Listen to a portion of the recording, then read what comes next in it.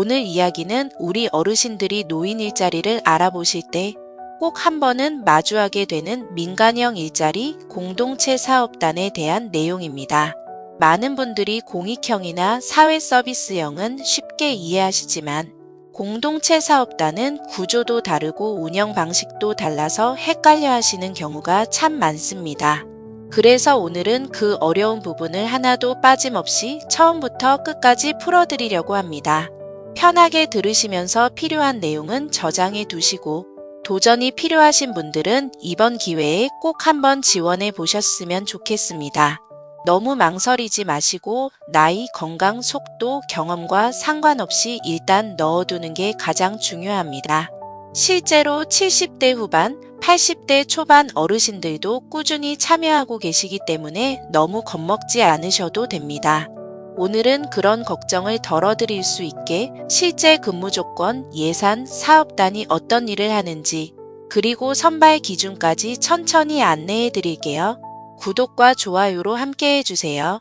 공동체 사업단이라는 이름을 들으면 어렵게 느껴지지만 사실 목적은 단순합니다. 근로능력이 있는 어르신들에게 몸과 건강에 무리가 가지 않는 범위에서 일할 기회를 드리고 그 일을 통해 소득도 보충하고 사회적 관계도 만들고 삶의 활력을 되찾도록 돕는 것. 이것이 이 사업의 가장 큰 목적입니다. 어르신들끼리 둘 이상 모여서 상품을 직접 만들기도 하고 작은 카페나 매장을 운영하기도 하고 농산물을 재배하거나 택배를 배송하는 등 실제 현장에서 손으로 무언가를 만들어내는 활동들이 중심입니다. 어르신 2명 이상이면 사업단 구성이 가능하기 때문에 지역마다 운영 형태가 다르고 수행기관이라고 불리는 운영 주체가 사업을 총괄합니다. 이 수행기관은 노인 일자리 전담기관일 수도 있고 기업이나 법인일 수도 있습니다. 지자체에서 심사를 통해 적합하다고 판단한 조직만이 공동체 사업단을 운영할 수 있기 때문에 어느 정도 체계가 잡혀 있는 곳에서 활동하시게 됩니다. 이 부분은 어르신들이 가장 많이 걱정하시기 때문에 꼭 한번 짚고 넘어가겠습니다. 공동체 사업단은 겉보기에는 가게를 운영하고 물건을 만들고 판매하는 형태라 마치 개인 사업처럼 느껴질 수 있습니다. 그래서 혹시 제 돈도 들어가는 건 아닐까 걱정하시는 분들이 많으신데 결론부터 말씀드리면 어르신 개인 돈은 단 한 푼도 들어가지 않습니다. 공동체 사업단은 정부와 지자체 예산 그리고 사업단 자체 매출로 운영되는 노인 일자리 사업입니다. 어르신은 사장님이 아니고 투자자가 아니고 리스크를 부담하는 자영업자도 아닙니다. 정해진 근로시간에 맞춰 참여하시는 근로자이기 때문에 운영비, 재료비, 장비 구입, 보험료 같은 모든 비용은 기관이 부담하고 어르신은 안정된 임금만 받으시면 됩니다. 이 점을 꼭 기억해 두시면 걱정 없이 도전하실 수 있습니다. 이제 참여 자격과 근로 조건을 말씀드릴게요. 공동체 사업단의 좋은 점 중 하나는 연령 기준이 명확하고 단순하다는 것입니다. 만 60세 이상이면 누구나 지원하실 수 있습니다. 사회 서비스형처럼 65세 기준이 기본이거나 프로그램마다 나이가 다르게 적용되는 구조가 아니기 때문에 훨씬 접근하기 쉽습니다. 또한 운영 기간도 연중 계속하는 것이 원칙입니다. 어떤 지역은 1년 내내 운영하고 어떤 지역은 예산 규모에 따라 일부 기간만 운영되기도 하지만 기본적으로는 공익형처럼 10개월만 운영하는 방식이 아니라 사업단이 유지되는 동안 지속적으로 활동하는 구조를 가지고 있습니다.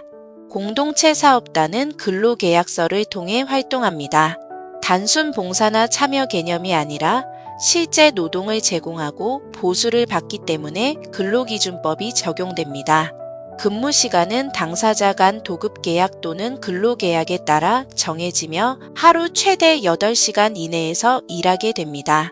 도급계약은 일하는 사람이 일의 완성을 약정하고 맡기는 사람이 그 완성된 결과에 대해 보수를 지급하기로 약정함으로써 성립하는 계약입니다. 주간에만 활동하는 것이 아니라 필요하다면 토요일이나 일요일, 공휴일도 근무할 수 있고 저녁 10시 이후에 야간 근무는 제한되지만 그 이전의 오후 시간대 활동은 가능합니다. 하지만 대부분의 공동체 사업단은 오전 또는 이른 오후 시간대에 운영되기 때문에 어르신들의 체력에 큰 부담이 가지 않도록 설계되어 있습니다.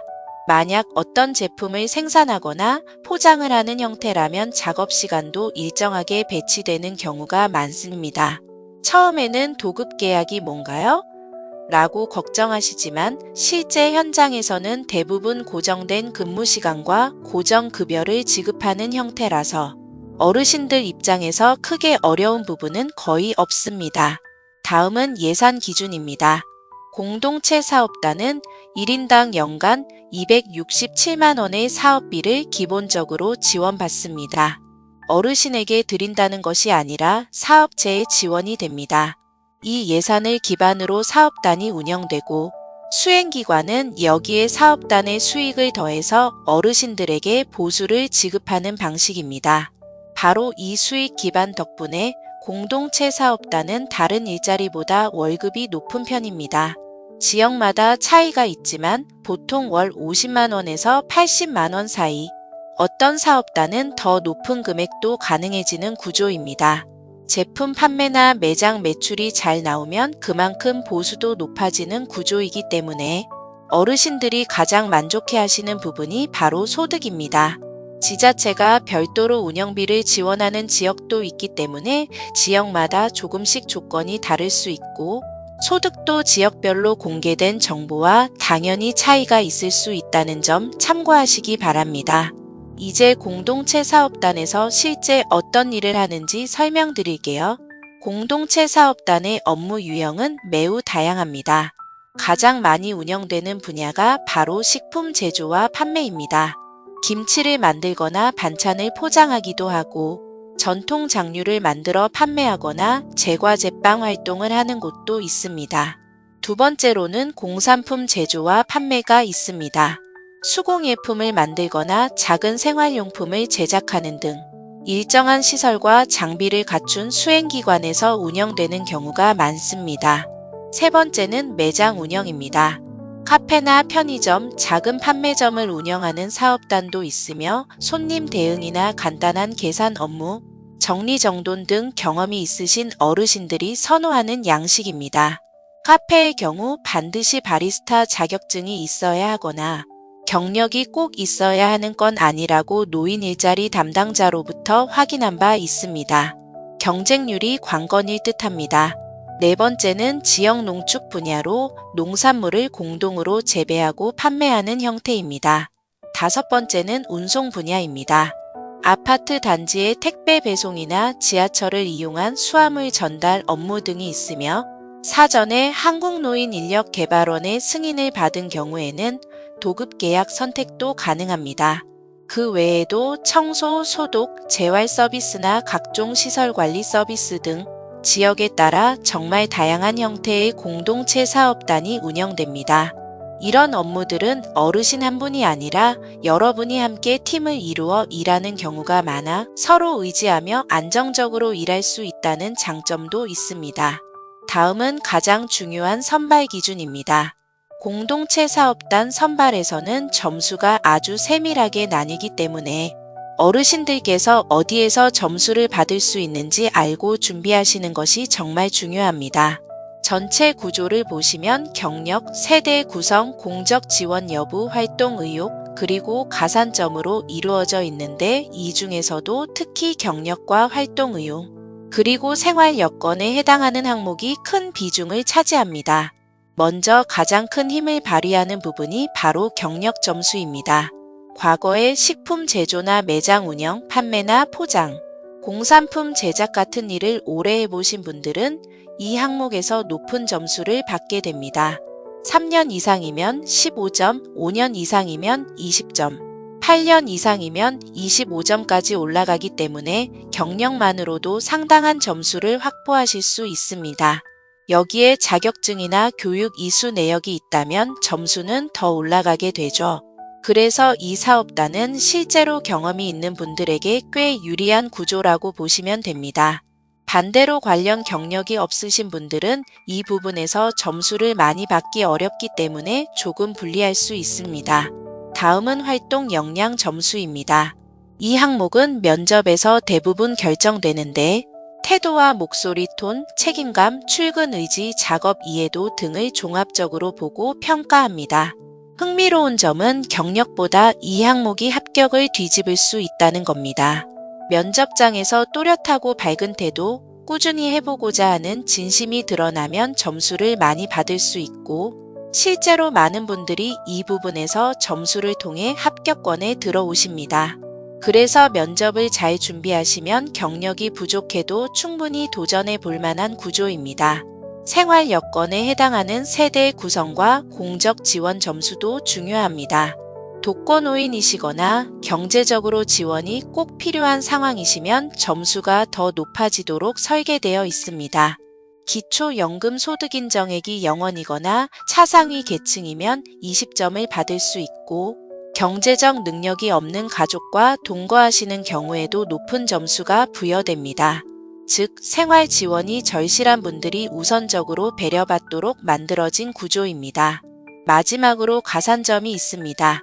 신규 참여자이신 경우에는 5점, 취업 지원 대상자시면 최대 10점, 폐지수급 노인이신 경우에도 5점이 더해집니다.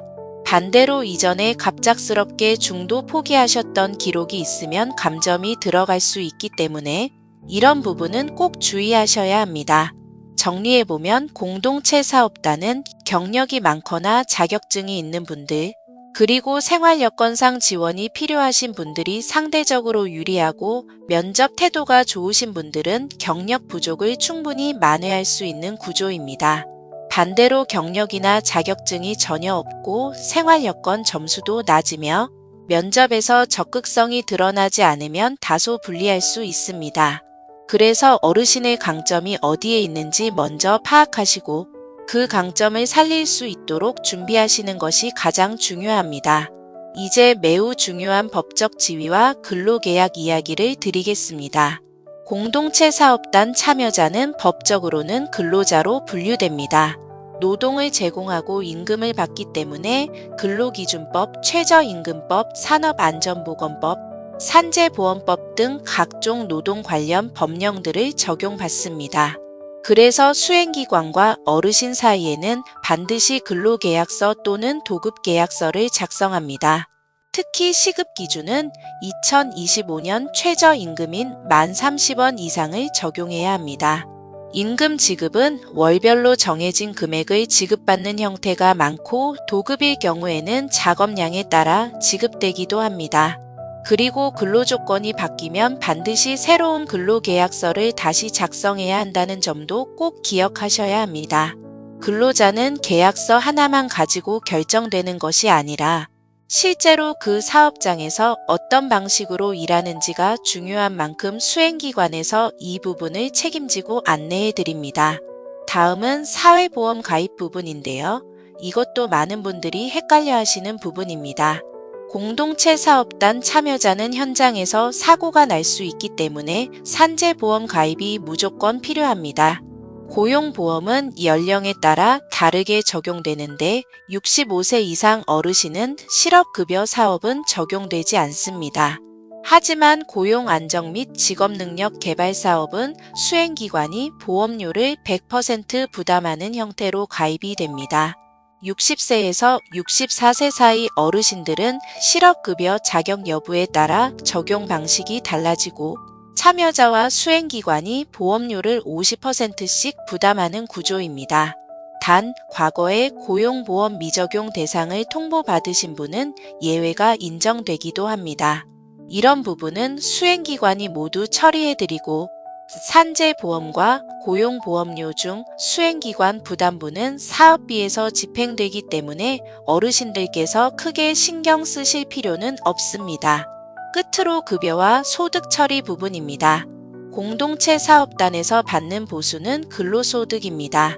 수행기관은 매달 소득세를 원천 징수해서 신고하고 매년 근로소득 지급 명세서를 발급합니다. 기초연금과의 관계는 개인별로 조금씩 다르지만 근로소득 공제가 적용되기 때문에 실제 감액이 발생하지 않는 경우가 훨씬 많습니다. 다만 정확하다고 확답드리긴 어려워서 본인의 소득 구조와 공제 여부에 따라 감액 여부는 행정복지센터에서 한번 확인해 보시는 것이 가장 확실합니다. 긴 영상 시청해 주셔서 정말 감사합니다. 도움이 되셨다면 구독과 좋아요 부탁드립니다. 어르신들의 도전을 항상 응원합니다. 늘 건강하시고 행복하세요.